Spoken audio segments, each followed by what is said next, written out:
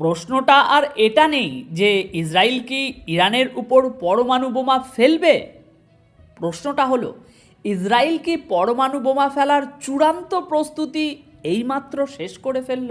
Israeli media এবং global পলিটিক্সের ভিতরের খবর থেকে এমন কিছু তথ্য ফাঁস হয়েছে যা শুনলে আপনার গায়ের লোম খাড়া হয়ে যাবে। যে ভাষায় ইসরায়েলি নেতারা কথা বলছেন তাতে একটা বিষয় জলের মতো পরিষ্কার, পরিস্থিতি যে কোনো মুহূর্তে হাতের বাইরে চলে যেতে পারে।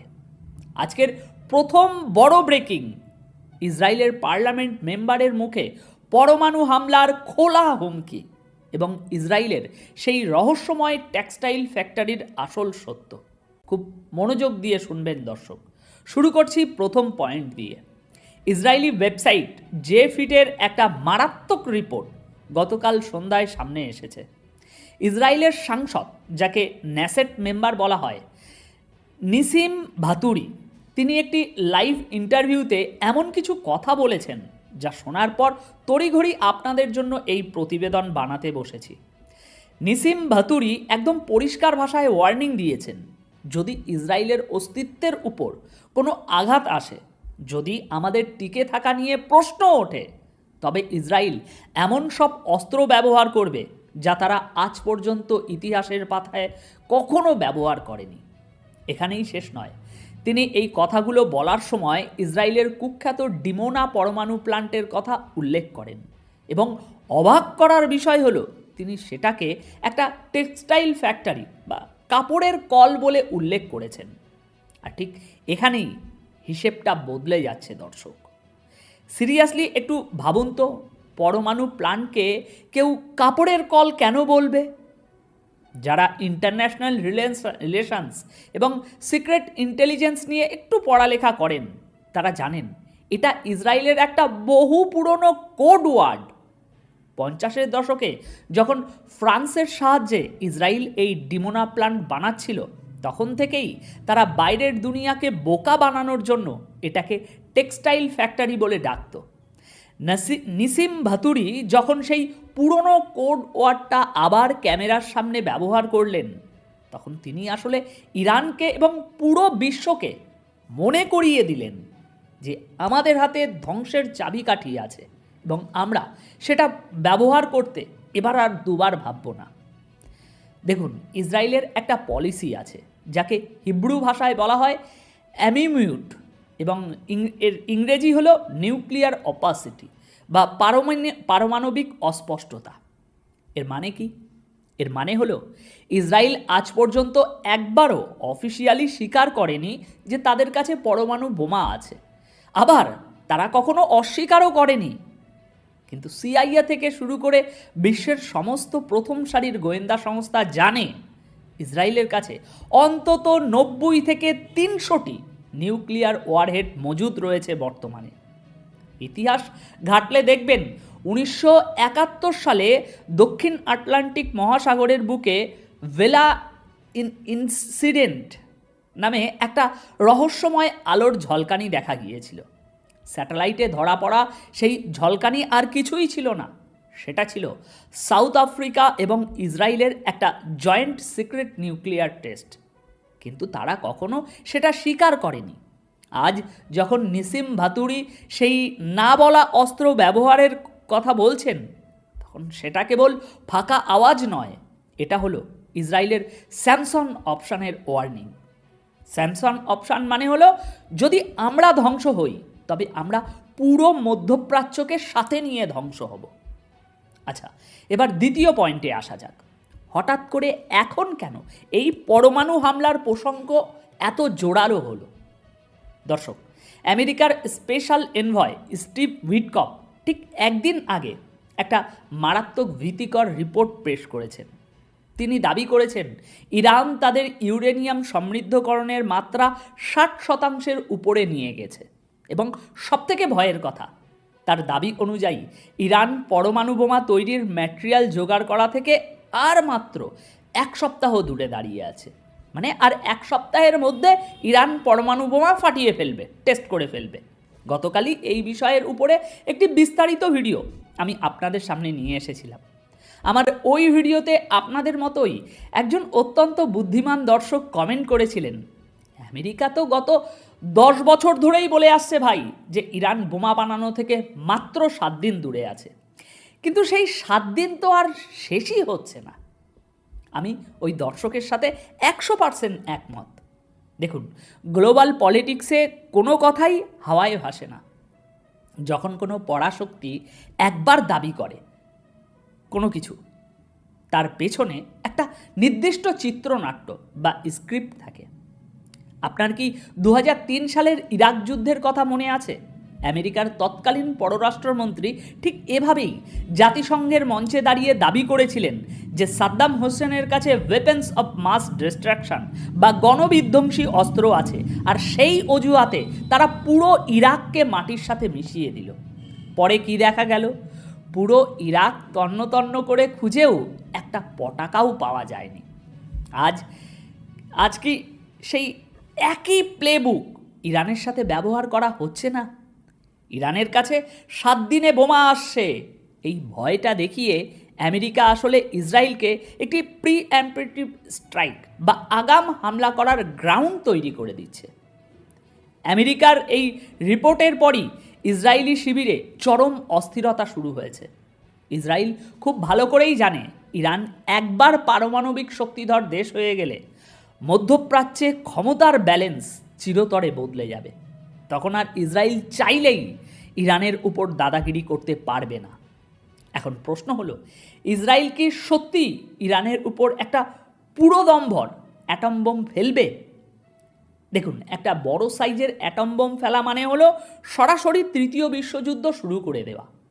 রাশিয়া এবং চীন তখন মোটেই চুপ করে বসে থাকবে না।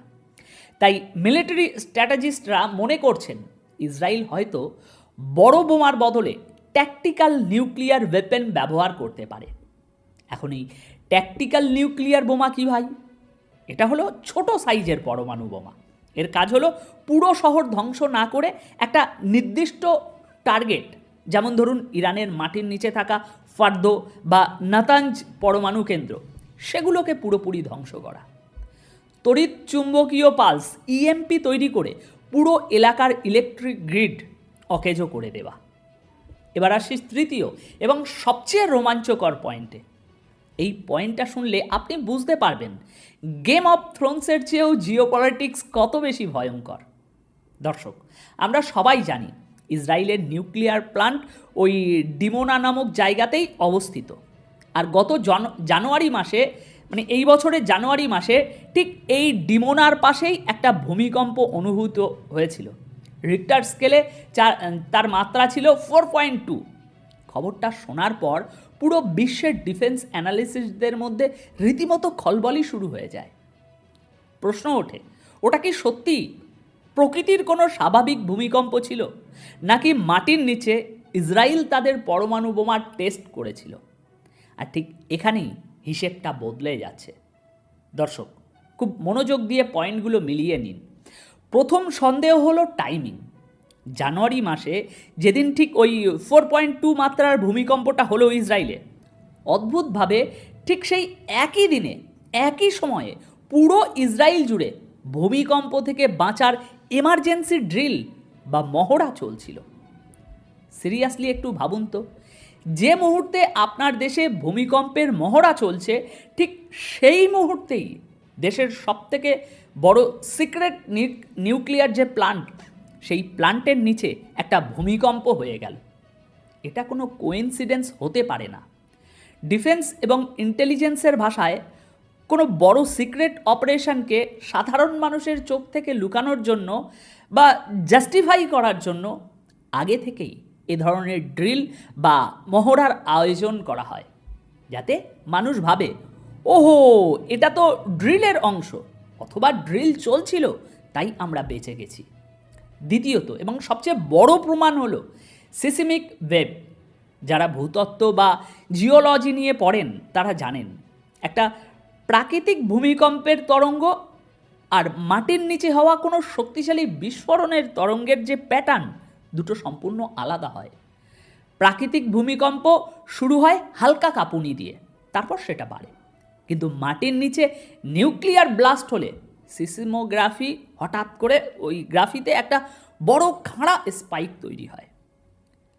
বিশ্বের বেশ কয়েকজন স্বাধীন সিসমোলজিস্ট এবং এক্সপার্টরা দাবি করেছেন ডিমোনার ওই ভূমিকম্পের ওয়েভ ন্যাচারাল ছিল না, সেটা ছিল একটা ম্যানমেড এক্সপ্লোশন বা মানুষের তৈরি বিশাল কোনো বিস্ফোরণের ফল।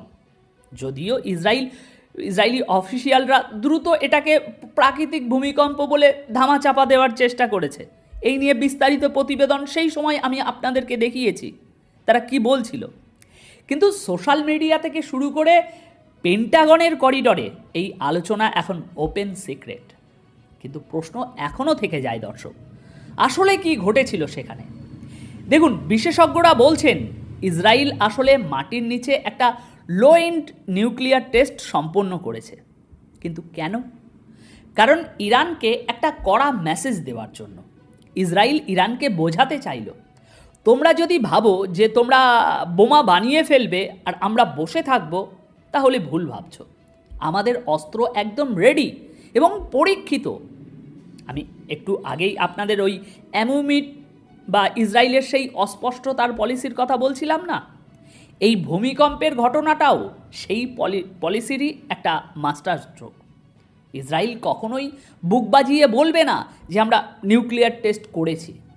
কিন্তু 2026 সালের জানুয়ারির ওই তথাকথিত ভূমিকম্প ইরান এবং সারা বিশ্বকে একটা ক্লিয়ার মেসেজ দিয়ে দিল যে ইসরায়েলের নিউক্লিয়ার অপশান এখন আর শুধু কোনো মিথ্যে বা গল্প নয়, এটা একটা জলজ্যান্ত পরীক্ষিত বাস্তব। দর্শক, সত্যি বলতে কি আমরা একটা চরম অস্থির সময়ের মধ্যে দিয়ে যাচ্ছি, যাই বলুন না কেন। একদিকে আমেরিকা আর ইসরায়েল মিলে বয়ান তৈরি করছে যে ইরানের হাতে 7 দিনের মধ্যে বোমা আসছে। অন্যদিকে ইসরায়েল নিজের মাটির নিচে পরীক্ষা চালিয়ে ইরানকে থ্রেট দিচ্ছে। আর মাঝখান থেকে বলির পাঠা হচ্ছে সাধারণ মানুষ। মধ্যপ্রাচ্যের এই দাবার বোর্ডের চালাচালি এখন শেষ।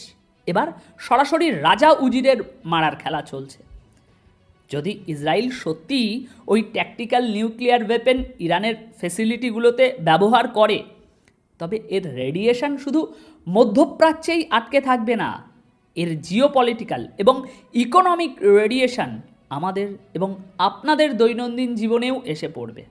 এখন আমি আপনাদের কাছে একটা খুব সিরিয়াস প্রশ্ন রাখতে চাই, আপনাদের কি মনে হয় ইসরায়েল কি সত্যি আগামী কয়েক মাসের মধ্যে ইরানের উপর একটা নিউক্লিয়ার স্ট্রাইক করবে, নাকি এই পুরো টেক্সটাইল ফ্যাক্টরি আর ওই ভূমিকম্প এগুলো সবই একটা স্নায়ু যুদ্ধের অংশ, যাতে ইরান ভয় পেয়ে পিছিয়ে যায়?